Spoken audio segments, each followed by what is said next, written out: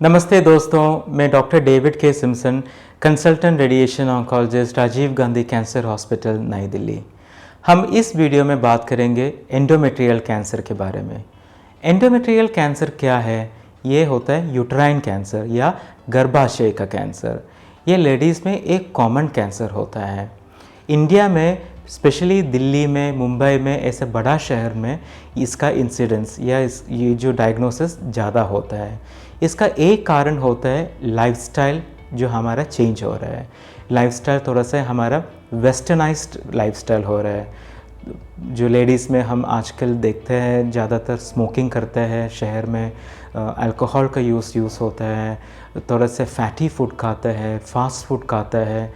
अगर आप पूछते हैं एग्जैक्टली क्या रीज़न होता है ये जो लाइफस्टाइल में, किस लाइफस्टाइल का चेंज की वजह से ऐसे हो रहा है, वो हमें नहीं पता है।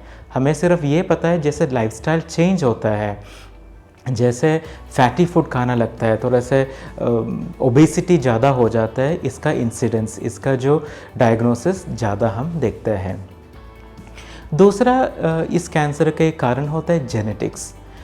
किसी का घर पे अगर कैंसर होता है, अगर किसी को यूट्राइन कैंसर अगर या फिर इंटेस्टाइन का कैंसर या फिर ओवरी का कैंसर, ब्रेस्ट का कैंसर, इससे भी रिलेटेड होता है एंडोमेट्रियल कैंसर। कभी कभार इसका जो परसेंटेज है बहुत कम होता है, लेकिन ये भी हो सकता है। तो अगर किसी का घर पे फैमिली में अगर कैंसर होता है तो उसको विजिलेंट रहना पड़ता है, बीच बीच में चेकअप करना ज़रूरी होता है। अब हम बात करेंगे इसका सिम्टम्स क्या होता है। यूजुअली ये कैंसर थोड़ा सा एल्डरली एज ग्रुप में देखा जाता है। एल्डरली मतलब 50 साल के बाद या 60 साल के बाद या 70 साल के बाद, यूजुअली मेंसेस ख़त्म होने के बाद, मेनोपॉज अटेन होने के बाद, महीना बंद होने के बाद यूजुअली ये डायग्नोसिस होता है। एंडोमेट्रियल कैंसर ज़्यादातर डायग्नोस होता है। यूजुअली मेंसेस के बाद जब ब्लीडिंग दिखता है उसको बोलते हैं हम पोस्ट मेनोपॉजल ब्लीडिंग। अगर ऐसे होता है तो उसको थोड़ा से ज़्यादा ध्यान रखना पड़ता है, उसके लिए ज़रूर टेस्ट करना पड़ता है। तुरंत अपना गायनेकोलॉजिस्ट के पास या कैंसर के डॉक्टर के पास जाके उसको टेस्ट करना होता है, क्योंकि मेनोपॉज के बाद ब्लीडिंग होना कॉमन नहीं होता है। अगर जैसे होता है तुरंत आपको उसको टेस्ट करके देखना पड़ता है। तो एंडोमेट्रियल कैंसर या यूट्राइन कैंसर कैसे डायग्नोसिस होता है? तो उसके लिए आपको अपना गायनेकोलॉजिस्ट या कैंसर डॉक्टर के पास जाना है और अंदर से वजाइना का जो रास्ते से, महीने के रास्ते से टेस्ट करके देखेंगे। कभी कभी गायनेकोलॉजिस्ट जो यूट्रस के अंदर से थोड़ा सा पानी लेके टेस्ट करता है, उसको हम पैप्समियर बोलते हैं, कभी कभी डीएनसी बोलते हैं और बायोप्सी भी बोलते हैं। अंदर से छोटा सा एक टुकड़ा लेके फिर माइक्रोस्कोप के अंदर रख के उसको टेस्ट करेंगे। उससे पता चलेगा उसके अंदर कैंसर है कि नहीं। अगर कैंसर है तो फिर और भी टेस्ट करना होता है, जैसे एमआरआई करके देखना है यूट्रस का, ये देखना है ये बीमारी कहीं फैला नहीं है। ठीक है। इंडिया में अच्छा चीज़ ये है कि जो ब्लीडिंग जैसे होता है, जो लेडीज़ तुरंत अपना गायनेकोलॉजिस्ट के पास जाते हैं तो वो टेस्ट करके देखता है। तो इस वजह से ज़्यादातर पेशेंट जो हम देखते हैं वो अर्ली स्टेजेस में होता है। ये हमारा एक अच्छा चीज़ होता है, हमारे लिए अच्छा चीज़ होता है। जैसे कैंसर अर्ली स्टेज या स्टेज 1, स्टेज 2 में अगर पकड़ा जाता है तो उसको हम पूरा तरीके से इलाज करके ख़त्म किया जा सकता है और पूरा क्योर हो सकता है। उसका रिजल्ट बहुत अच्छा होता है। ये जो कैंसर वापस आने का जो रेट होता है, रिकरेंस का रेट होता है, बिल्कुल कम हो जाएगा। लेकिन इसका जो सर्जरी होता है थोड़ा सा एक्सटेंसिव सर्जरी होता है और कैंसर को मन में रखते हुए उसको सर्जरी करना होता है। तो इसलिए स्पेशलाइज सेंटर्स में ही उसका सर्जरी होना चाहिए। जो यूजुअल जो गायनेकोलॉजिस्ट के पास अगर सर्जरी करते हैं तो कभी कभी लिम्फ नोडल डिसेक्शन, जो गांठें हैं साइड में, उसको टेस्ट नहीं करते हैं, ओमेंटल बायोप्सी नहीं करते हैं। तो पेट के अंदर और भी टेस्ट करना होता है, वो यूजुअली नहीं होता है। तो मेरा एडवाइस ये रहेगा, बायोप्सी के बाद अगर इसमें कैंसर निकला हुआ है तो एक स्पेशलाइज्ड कैंसर सेंटर में जाके गायनी ऑन्को सर्जन से आपको सर्जरी कराना चाहिए। कभी कभी हमारा पास आ जाता है जो पेरिफेरी में अगर जो कोई गायनेकोलॉजिस्ट अगर सर्जरी किया होगा तो उसके बाद जब हमारा पास आ जाता है हमें उनको दोबारा सर्जरी करना पड़ता है, तो उसमें हम बोलते हैं रीसर्जरी। तो उसका मिनिमाइज़ करने के लिए आप पहले से ही एक ऑन्कोलॉजी सेंटर में जाके अगर सर्जरी करते हैं वो ठीक रहता है। नेक्स्ट स्टेप सर्जरी के बाद आपको वेट करना है फाइनल बायोप्सी रिपोर्ट के। तो 3-4 पेज का एक कागज़ आ जाता है, उसको हम बोलते हैं फाइनल बायोप्सी रिपोर्ट। उसमें सारा डिटेल्स बताते हैं, कैंसर कहाँ पे है, क्या टाइप का है, क्या ग्रेड का है, कहाँ कहाँ पे उसको जो डेप्थ है, मायोमेट्रियम इन्वॉल्व है कि नहीं, लिम्फोवैस्कुलर में कई चीज़ होता है जो बायोप्सी के रिपोर्ट के अनुसार। कभी कभी मॉलिक्यूलर टेस्ट भी हम देखते हैं, P53, L1 कैम, बहुत चीज़ होता है उसमें देखने के लिए। ये सारा कुछ देखते हुए हम आगे का इलाज करना है या नहीं करना है वो डिसाइड करते हैं।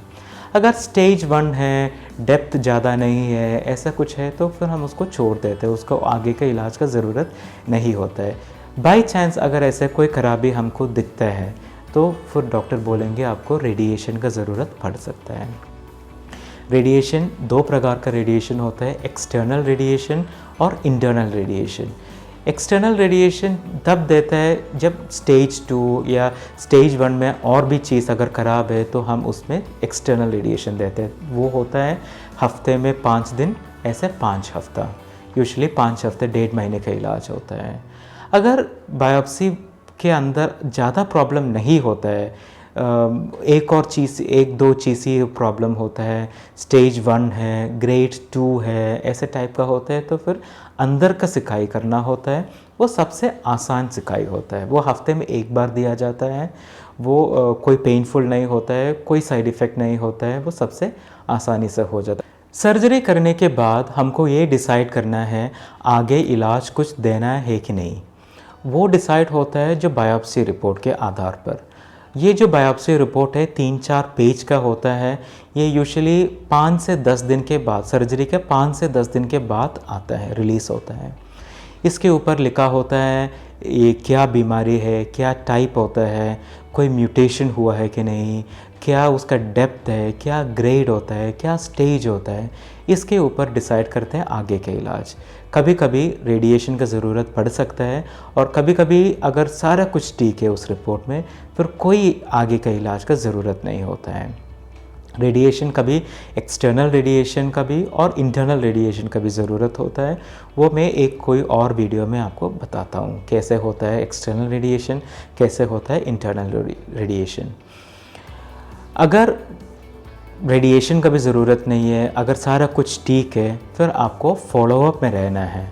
फॉलोअप मतलब हर 3-3 महीने में आपको डॉक्टर के पास जाना है, टेस्ट करके देखना है, पानी के टेस्ट करके देखना हो सकता है, MRI करके देखना पड़ता है। ये सारा कुछ होता है आपको 3 महीने में 2 साल तक। 2 साल के बाद 6-6 महीने में चेकअप होगा पूरा 5 साल तक। 5 साल जब ख़त्म होगा उसके बाद साल में 1 बार चेकअप करना होता है, वो चेकअप होगा पूरा ज़िंदगी।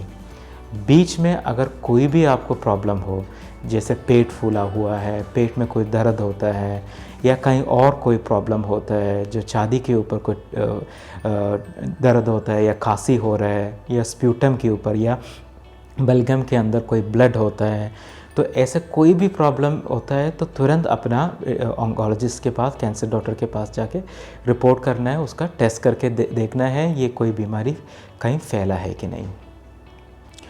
तो अच्छा चीज़ ये है कि मोस्ट ऑफ द पेशेंट जो हमारा पास आ जाता है, जो एंडोमेट्रियल का जो पहला स्टेज में आता है या दूसरी स्टेज में होता है, यूजुअली वो पूरा ठीक कर सकता है।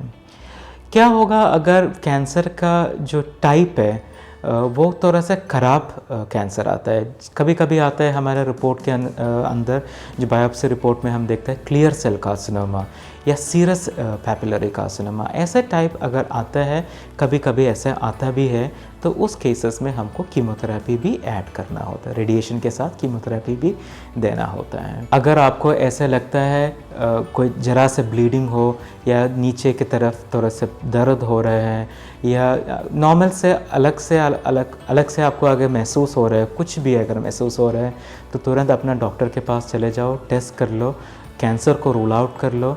अगर कैंसर अगर होता भी है, ये पूरा क्यूरेबल कैंसर होता है और ये पूरा ज़िंदगी ठीक रहेगा। ये अगर सही इलाज करोगे, सही से अगर आपका ट्रीटमेंट हो तो पूरा ज़िंदगी ठीक रहता है। तो घबराना नहीं है, तुरंत आपको इलाज करना है। अगर आपको करीबी को या आपको दोस्तों को ऐसा कोई प्रॉब्लम है, अगर आपका फैमिली में ऐसा कोई प्रॉब्लम है, आप तुरंत उसका इलाज कर लीजिएगा और उसको ठीक करिएगा। नमस्ते।